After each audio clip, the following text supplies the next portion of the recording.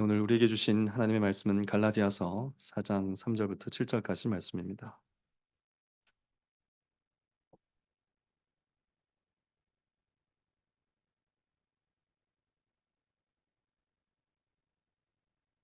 갈라디아서 4장 3절부터 7절까지 말씀.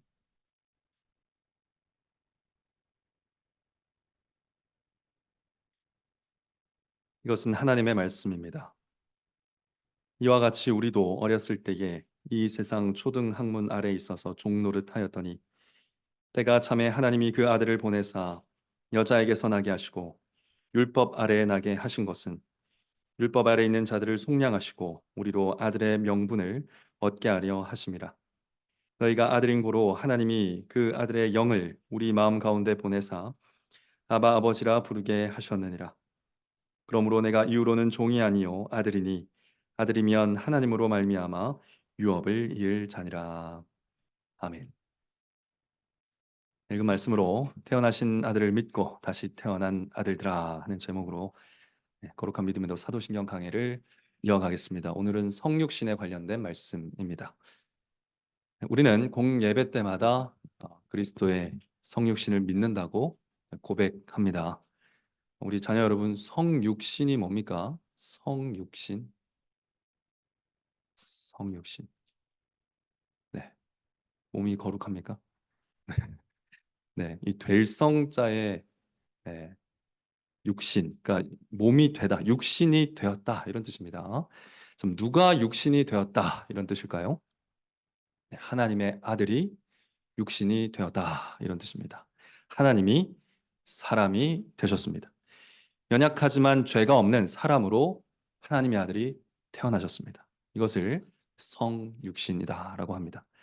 사도신경에서 우리는 이는 성령으로 잉태하사 동정녀 마리아에게 나시고 하면서 성육신을 고백합니다. 또 니케아 신경에서도 이거보다 조금 더 자세하게 고백하시오.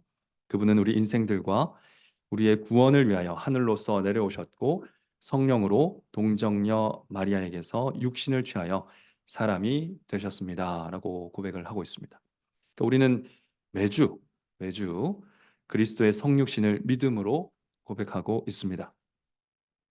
그런데 사랑하는 성도 여러분, 여러분은 이 그리스도의 성육신에 대한 신앙 고백이 여러분께 얼마나 중요한 고백입니까?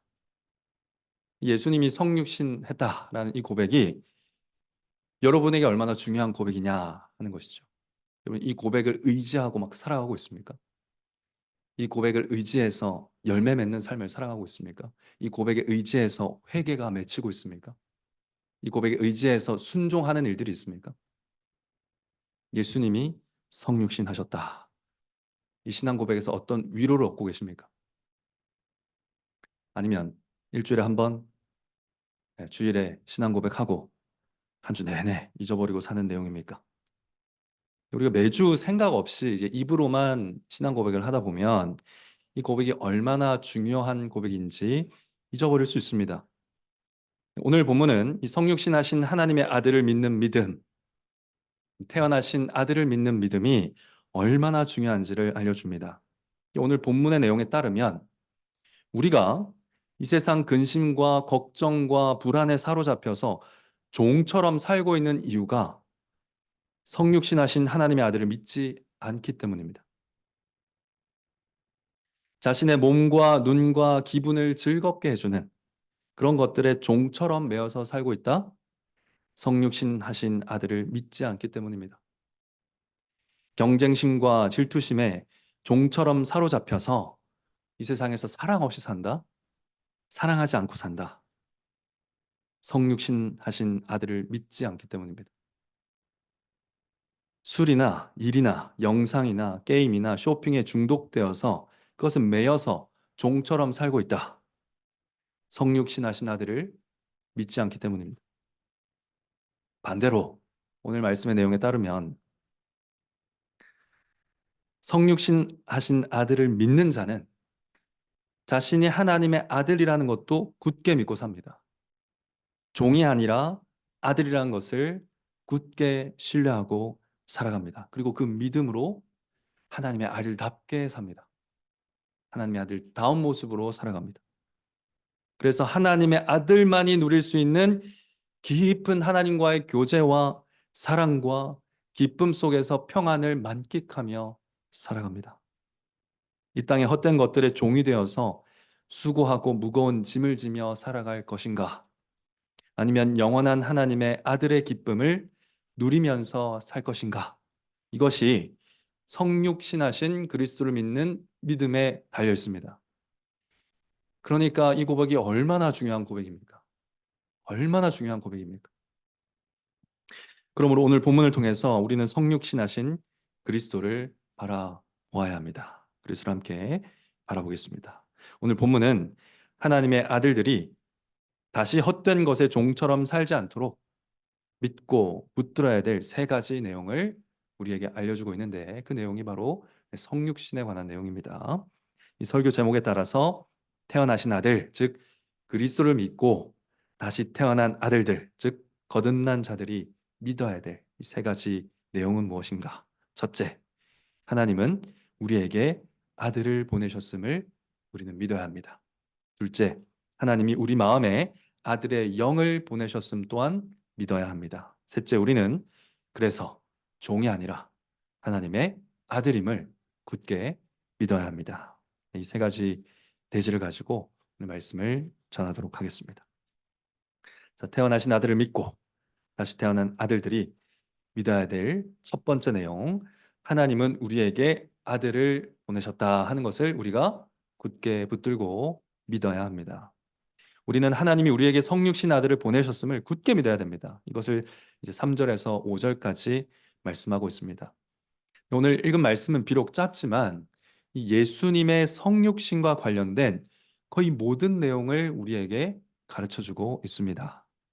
먼저 이 말씀은 성육신하신 예수님을 믿기 전에 우리가 어떤 상태였는가 하는 것부터 우리에게 알려주고 있습니다. 3절에 보시면 우리도 어렸을 때에 이 세상 초등 학문 아래에 있어서 종노릇하였더니, 원어의 의미를 좀 살려서 읽으면 그때 종노릇하고 있었다, 이렇게 읽을 수 있습니다.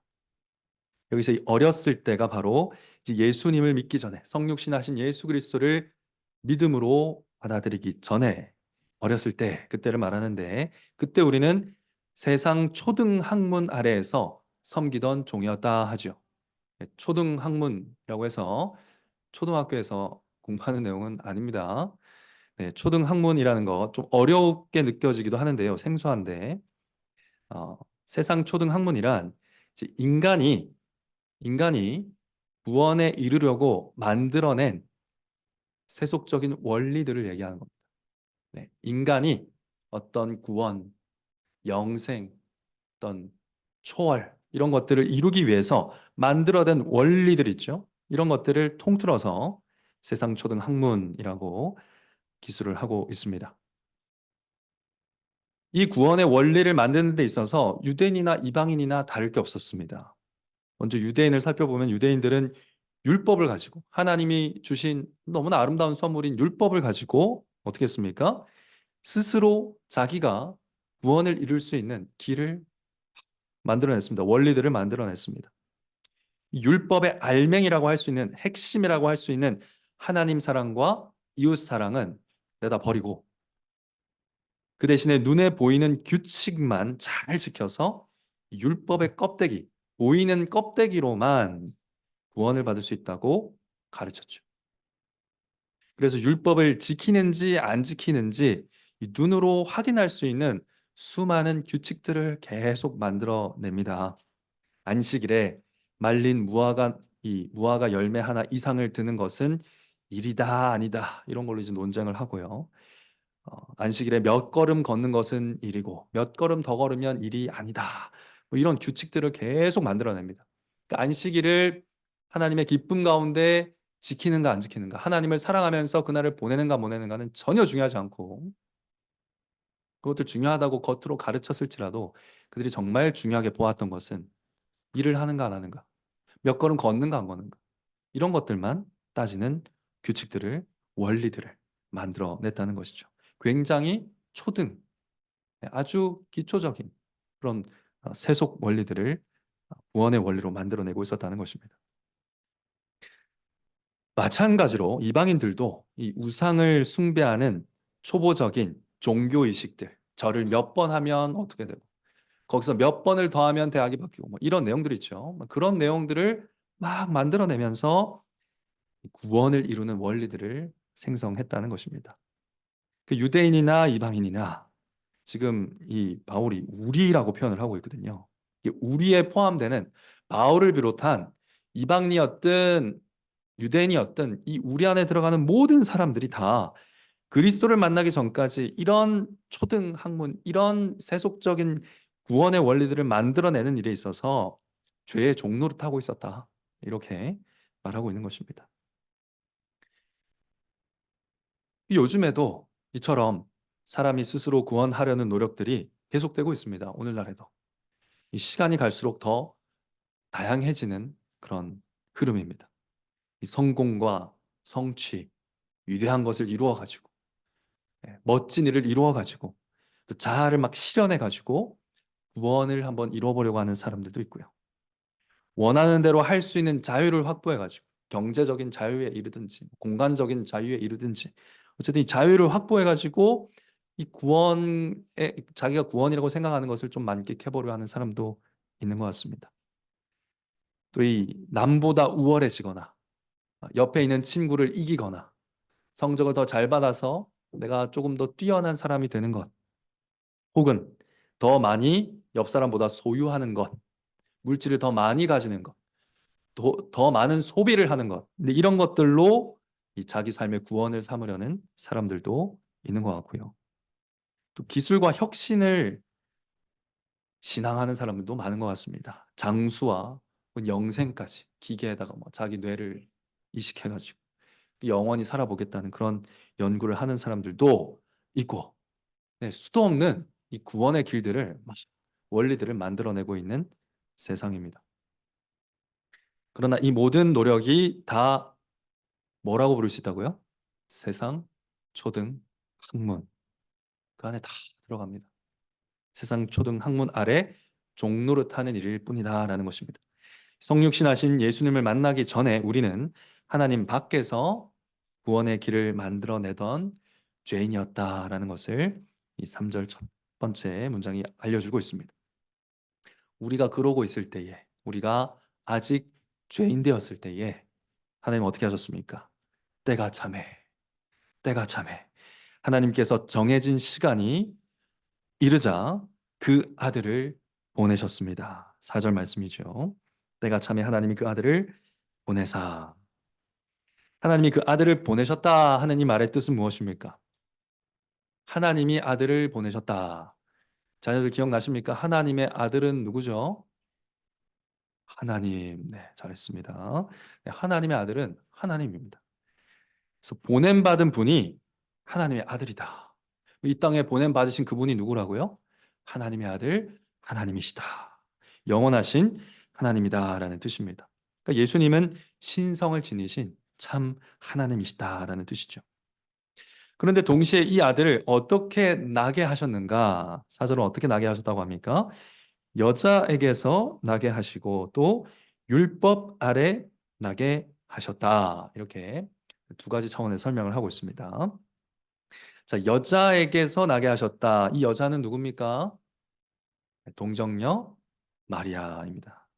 예수님은 모든 사람이 태어나는 방식 그대로 여성의 자궁에 잉태되셔서 영혼과 육체를 지니신 사람으로 태어났습니다. 출생했습니다. 예수님은 인성을 지니신 참 사람이시다라는 것을 이 한 구절이 말해주고 있습니다. 사람의 연약함을 지니고 이 땅에 나셔서 아프셨고요, 고단하셨고, 목마르셨고, 고통당하셨고, 피 흘리셨고, 살 찢기셨고, 죽으셨습니다. 이 모든 일에 우리와 같이 시험을 받으셨지요. 그럼에도 예수님은 죄를 짓지 않으신, 죄가 없으신 사람이셨습니다.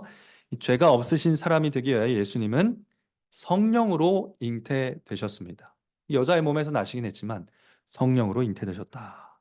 누가복음 1장에 가브리엘 천사의 설명에 따르면 성령이 임하시고 지극히 높으신 이의 능력이 마리아를 덮어서 마리아의 자궁에 예수님이 잉태되신 것입니다. 그래서 예수님에게는 인간 아버지가 없습니다. 인간 아버지가 없죠. 예수님의 아버지는 오직 하나님 아버지 뿐이십니다. 요셉은 누굽니까? 할 수 있지만 요셉은 마리아가 예수님을 잉태했다는 것을 알고 이후로 동침하지 않았습니다. 그러니까 이 탄생에 있어서 아무 상관이 없는 사람이 요셉입니다. 돕는 일에 역할은 했지만 이 잉태와 출생에 있어서 아무런 영향을 끼치지 않았죠. 따라서 성령으로 잉태되신 예수님은 참 사람이시지만 아담으로부터 이어져온 죄의 영향을 받지 않으신 하나님의 아들로 태어나신 것이죠. 여자의 후손으로 태어나신 것입니다. 그러니까 아담의 죄를 멸할, 아담을 유혹한 뱀의 머리를 밟으실 그 여자의 후손으로 메시아로 예수님이 태어나신 겁니다. 예수님은 또한 율법 아래에 나셨다라고 합니다. 이 말은 5절에서 볼 수 있듯이 율법 아래에 있는 우리와 똑같은 위치까지 낮아지셨다 이런 얘기입니다. 우리도 율법 아래에 있었습니다. 예수님이 율법 아래 나셨습니다. 우리의 위치까지 예수님이 낮아지셨습니다. 또한 율법 아래 있었다는 말은 율법이 명령하는 모든 것을 지켜야 할 사람으로 태어나셨다 이런 뜻입니다.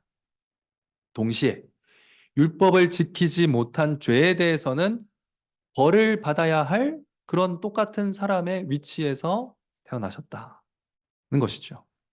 그래서 율법 아래 나신 예수님은 모든 유대 남자가 그러하듯이 8일 만에 할례도 받으셨고요.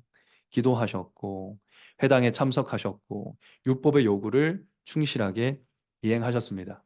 때로는 뭐 이제 바리새인들이 너 왜 율법 안 지키냐, 안식일법 안 따르냐 이렇게 따지기도 했지만 그건 뭐였습니까?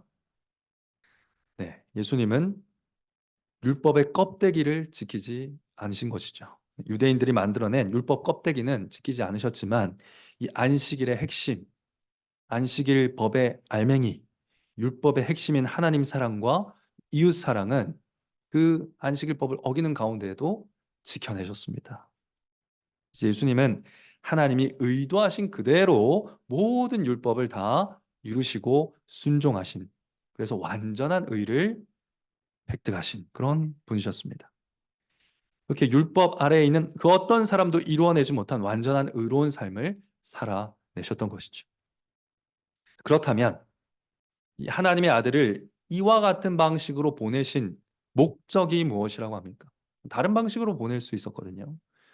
광명의 천사처럼 이 땅에 오실 수 있고 여러 방식으로 오실 수 있었는데 왜 이 사람의 모습을, 사람 이 육체와 영혼을 입고 이렇게 이 땅에 오신 건가? 왜 율법 가운데 나셨는가? 5절을 한번 우리 다 같이 읽어보겠습니다. 시작. 율법 아래에 있는 자들을 속량하시고 우리로 아들의 명분을 얻게 하려 하심이라. 아멘.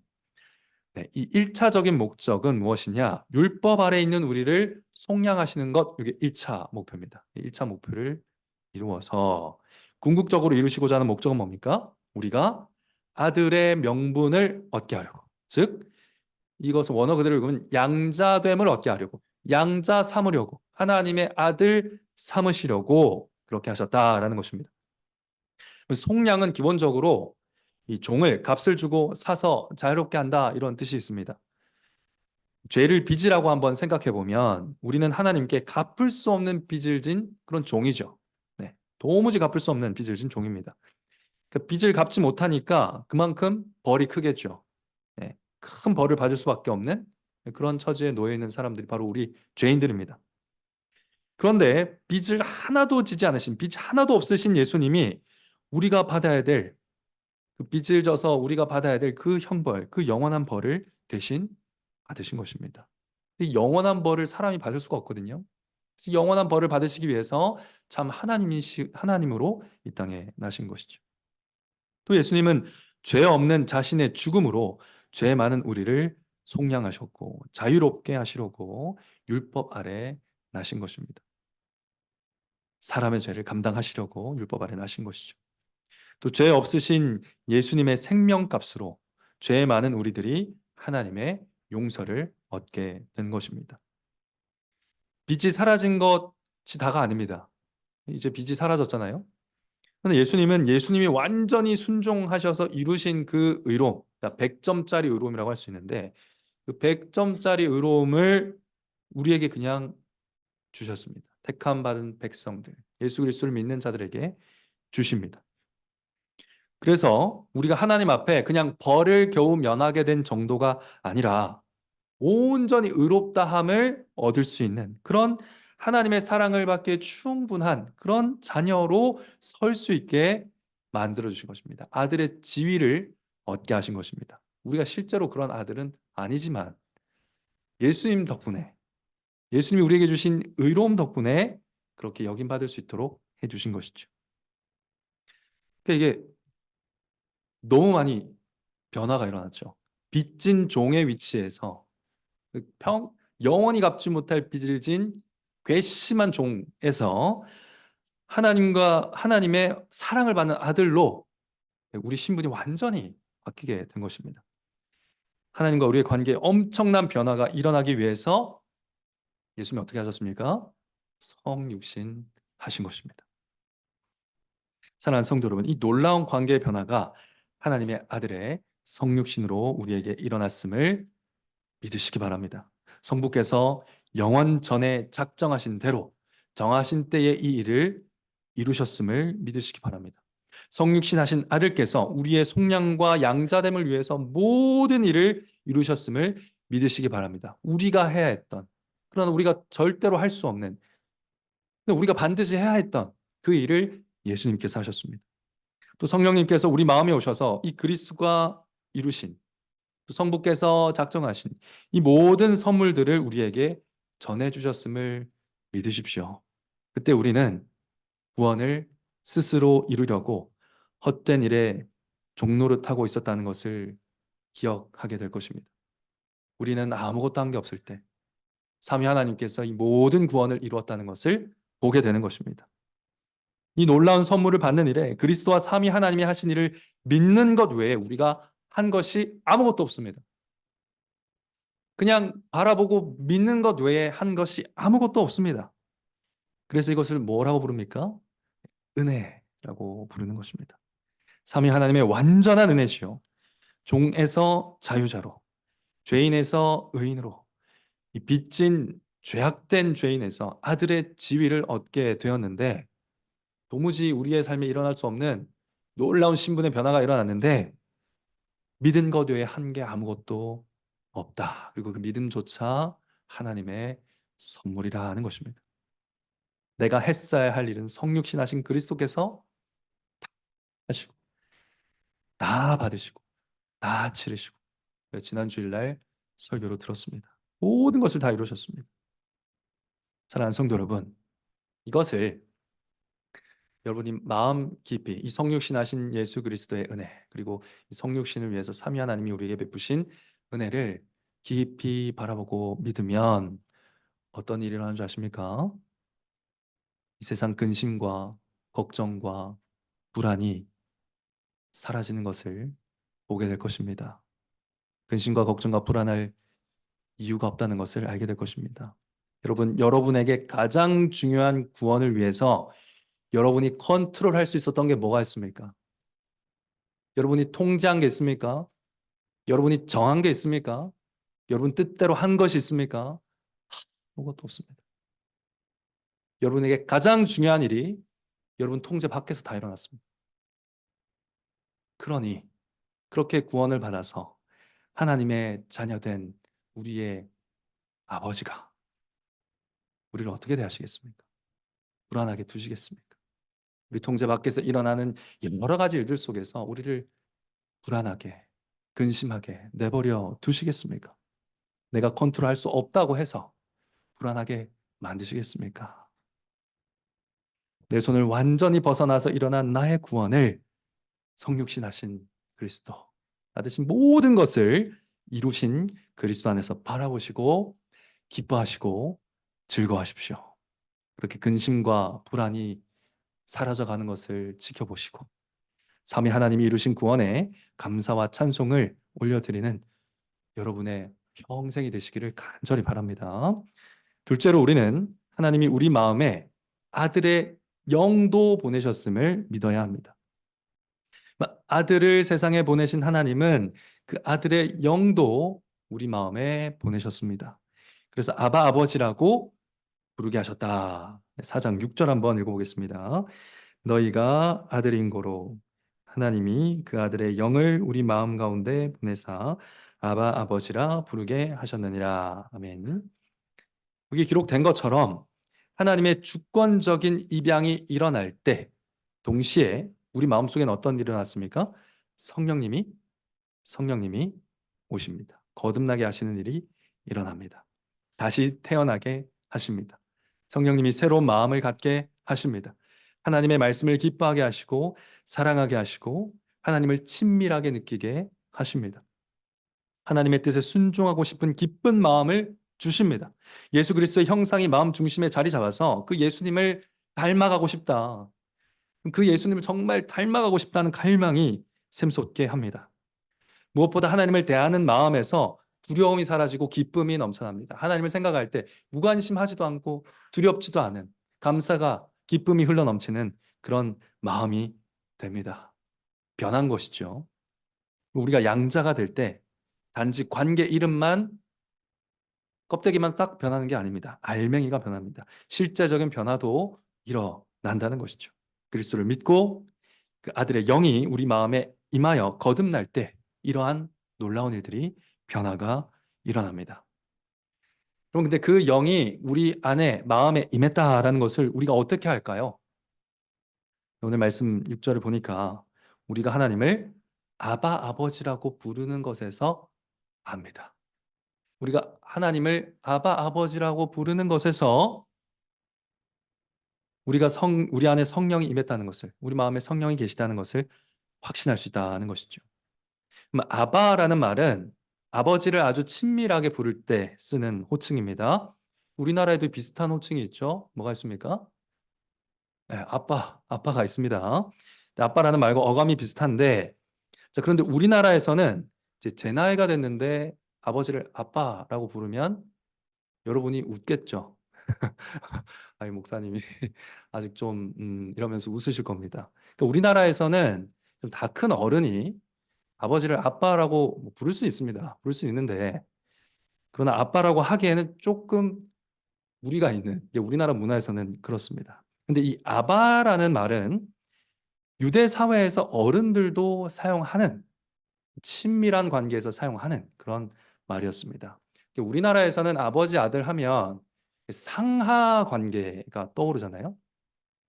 근데 여러분 오늘 말씀에서 보듯이 이 성경이 기록된 시대의 아버지라 함은 동등한 관계를 얘기하는 겁니다. 야, 하나님의 아들이 하나님인 것처럼. 네. 아버지의 상속자가 아버지의 모든 것을 받는 것처럼. 근데 종하고 대조가 되죠. 종은 상하 관계인데 아들은 동등한 관계입니다. 네. 그러한 관계에서 친숙하게 아버지를 부를 때 아바라고 한 것이죠. 그래서 예수님도 하나님 아버지를 부를 때 아바라 부르셨습니다. 마가복음 14장 36절에 보면요. 아바 아버지여, 아버지께서는 모든 것이 가능하오니 이 잔을 내게서 옮기시옵소서. 겟세마네 기도입니다. 그러나 나의 원대로 마옵시고 아버지의 원대로 하옵소서. 이렇게 기도했지요. 예수님은 죽음을 앞둔 가장 중요하고 가장 심각한 이 기도의 시간에 가족의 친밀함을 드러내시면서 아버지를 아바라 부르시면서 기도했습니다. 그런데 이 예수님이 하나님께 사용했던 이 호칭, 그러니까 여러분 예수님과 성자와 성부는 영원한 사랑을 누리시는 영원한 연합 가운데 계신 그 친밀함을 우리가 상상할 수 없는 그런 관계라는 것을 여러분이 기억하시면서, 그런데 그 관계 가운데 불렀던 호칭을 우리에게 부르게 하셨다라는 사실에 대해서 생각해 보시기 바랍니다. 엄청난 특권을 주신 겁니다. 엄청난 특권이죠. 예수님이 성부께 사용하신 아바라는 호칭을 우리도 사용하실 수 있도록, 이것을 그냥 겉으로 말로만 하지 않고 진심으로 내가 하나님을 친밀하게 느껴서 하나님을 정말 내 아빠로 느껴서 정말 가깝고 사랑하는 분으로 느껴서 우리 안에서 그 아바라는 말이 터져 나올 수 있도록, 이거 부르게 하셨다는 말이 부르짖게 하셨다는 얘기거든요. 말이 터져 나올 수 있도록, 감격에 차서 말이 터져 나올 수 있도록 성령님이 우리 마음속에서 아바를 선창하면서 우리의 아바를 돕는다는 것입니다. 우리가 아바라고 부르짖는 것을 성령님이 우리 안에서 선창하시면서 돕는다. 이런 의미를 담고 있는 말씀입니다. 즉 성령께서 성부와 성자가 누리는 그 친밀함, 그 아버지와 아들의 사랑, 그 사이에 있는 영원한 기쁨을 우리도 맛볼 수 있도록, 우리도 누릴 수 있도록 도우신다는 겁니다. 그러면 근데 이 말은 다른 차원에서 한번 생각해 보면요. 성령이 이렇게 도우신다는 말은 성령님은 왜 이러시는 겁니까? 왜 이러실까요? 왜 우리가 그렇게 아바를 친밀하게 부르도록 도우시겠습니까? 이게 누구의 뜻입니까? 아버지의 뜻입니다. 아버지의 뜻입니다. 이 말은 성령을 보내신 아버지가 우리와 그와 같이 교제하기 원하신다는 뜻이기도 하다는 것이죠. 친밀하게 좀 나를 찾고 부르기를, 아버지의 선하심, 나의 선함을 좀 신뢰하기를, 아버지를 좀 의지하기를 성령을 보내신 아버지도 원하신다는 것입니다. 우리가 하나님을 친밀하게 대하고 우리의 기도를 듣기를 원하셔서 성령님을 우리 마음에 보내신 분이 바로 아버지시다. 하나님이 여러분의 기도를 듣기 원하신다는 겁니다. 듣고 싶다. 듣고 싶다. 기다리신다는 것입니다. 그리스도를 믿고 우리 마음에 성령님이 거하심을 믿는 사랑하는 성도 여러분, 그러니 우리 이제 다른 즐거움은 좀 그만 찾아다녀야 하지 않을까요? 기다리시는 아버지께 아바라 부르며 기도하기를 즐거워하지 않겠습니까? 몸이 즐겁고 눈이 즐겁고 기분이 좋은 그 장소가 예배와 기도와 찬송의 자리가 응당되어야 할 텐데 그렇지 않죠. 기도하시기 바랍니다. 기도하시기 바랍니다. 그 자리가 정말 나의 기쁨의 자리가 될 수 있도록, 중독적인 행위가 그치고 술 취함의 종으로 살지 않고 성령의 충만함을 입어서 아바 아버지를 부르는 여러분 되시기를 간절히 바랍니다. 기도를 사모하는 여러분 되시길 간절히 바랍니다. 특히 은혜로 이 친밀함을 누리게 하셨다는 사실에 대해서 깊이 묵상하시면 좋겠습니다. 여러분, 만약에 이 성령님이 하나님을 이렇게 친밀하게 부를 수 있는 은혜를 주시지 않으셨다면, 즉 이렇게 쉽게 기도할 수 있는 은혜를 안 주셨다고 한번 상상해 보십시오. 뭐 어땠을까요? 다른 길은 없다. 하늘 아버지와 친밀한 교제를 누릴 수 있게 해줄 테니 할례를 받아라. 안 받을 사람 있습니까? 안 받으실 분 계세요? 저는 받겠습니다. 하나님과 친밀한 교제를 누릴 수 있으니까 할례를 받아야 한다. 그럼 전 받았을 것 같아요. 또 하나님과 친밀한 교제를 누릴 수 있게 해줄 테니 다른 길은 없다. 유월절을 지켜라. 유월절 절기를 철저히 지켜라 했으면 저는 율법에 있는 그대로 지켰을 거예요. 평생을. 하나님과 그렇게 친밀하게 지낼 수 있다면 평생 율법을 그렇게 지키며 살고자 노력했을 것 같습니다. 여러분도 마찬가지였겠죠. 할례가 아무리 고통스럽고 절기를 지키는 게 아무리 어려워도 하늘 아버지와 아빠라 부를 수 있는 관계를 누리게 해주시겠다는데 참고 했겠죠. 그 참고 했습니다. 갈라디아 이 성도들이 했어요. 실제로 그런 참담한 일이 생겨서 바울이 이 갈라디아서를 쓴 거 아닙니까? 그러지 마라. 다시 율법의 종로로 타지 마라. 왜 율법을 지키냐? 왜 절기를 지키냐? 왜 할례를 받느냐? 왜 그런 가르침에 미혹되느냐? 그러지 마라. 이미 그리스도의 은혜로 다 받았다. 이미 그리스도의 은혜로 너희들이 필요한 모든 것을 받았다. 하나님과 친밀히 교제할 수 있는 모든 것은 이미 주어졌다. 지금 이렇게 말씀하고 있는 것이 아닙니까? 너희가 이미 아들이다. 성령님이 너희 마음에서 은혜로 친밀한 교제를 누리게 하셨다. 이렇게 말하고 있는 것이 아닙니까? 여러분, 우리가 기도도 은혜로 받은 선물입니다. 이 쉬운 기도 있죠? 예수님의 이름으로 기도합니다. 만 하면 하나님이 들으시는 이 쉬운 기도 있죠? 은혜로 받은 선물입니다. 은혜로 받았다고 가치 없는 거 아닙니다. 믿음으로 하나님의 보좌 앞으로 담대히 나가서 아바 아버지라고 부르면서 기도할 수 있는 것, 내가 할례 피를 흘려도 못 사는 겁니다. 우리가 평생 유월절을 완벽히 지켜도 못 사는 겁니다. 살 수 없어요. 기도를 무시하지 마십시오. 기도도 그리스도의 피로 사신, 그리스도가 피 흘려 사 우리에게 허락해 주신 놀라운 선물입니다. 그러니 아바 아버지라 부를 수 있는 친밀한 교제, 그리스도의 피로만 살 수 있는 값진 선물이라는 것을 기억하면서 기쁘게 받아 누림으로 이 선물을 주신 분께 영광을 돌리는 여러분 되시기를 간절히 바랍니다. 셋째로, 우리는 종이 아니라 하나님의 아들임을 믿어야 합니다. 4장 7절 말씀도 같이 한번 읽어보겠습니다. 시작. 그러므로 내가 이후로는 종이 아니요 아들이니 아들이면 하나님으로 말미암아 유업을 이을 자니라. 아멘. 지금까지 바울은 우리와 너희 복수로 계속 이야기를 하다가 그러므로 네가, 그러므로 너, 단수로 얘기하기 시작합니다. 너는, 너 한 사람 한 사람. 그러니까 지금까지는 우리, 너희 이렇게 얘기하다가 이제 이 믿음에 대해서는 너희 한 사람 한 사람이 다 이 믿음을 가지고 있어야 된다라고 말하고 있는 것입니다.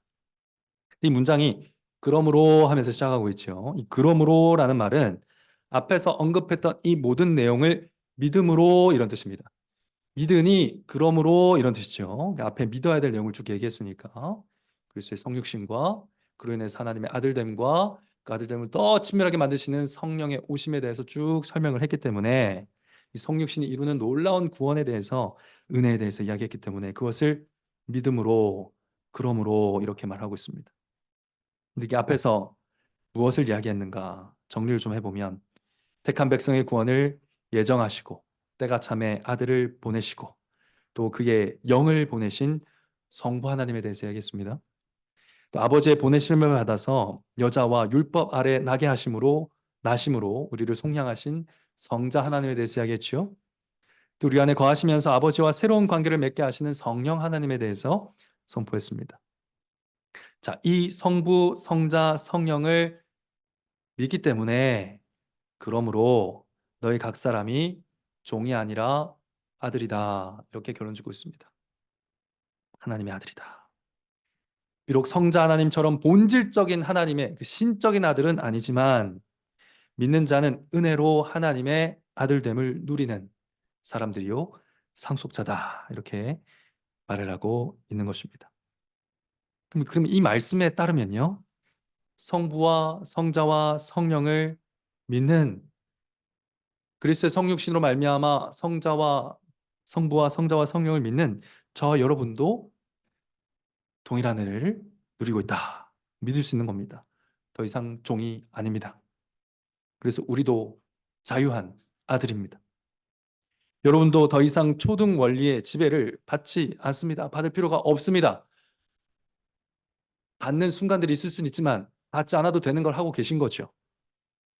구원을 위해 필요하다고 말하는 모든 세속적인 원리들로부터, 가치들로부터 자유한 사람들입니다. 경쟁에서 이기고 인정과 박수를 받아야 하나님이 박수 치시는 것 아닙니다. 많이 소유하고 성취하고 성공하고 자아를 실현해야 하나님이 찾아오시는 것 아닙니다. 그런 초보적인 세상 원리 아래에서 종노릇하는 삶에서 이제 믿음으로 자유하시기 바랍니다. 그리스도의 피로 사신 아버지와의 관계를 은혜로 성령님의 도움을 받아서 누리시기 바랍니다. 말씀과 기도 가운데 하나님과 교제하기를 가장 먼저 하시고 가장 우선하시기 바랍니다.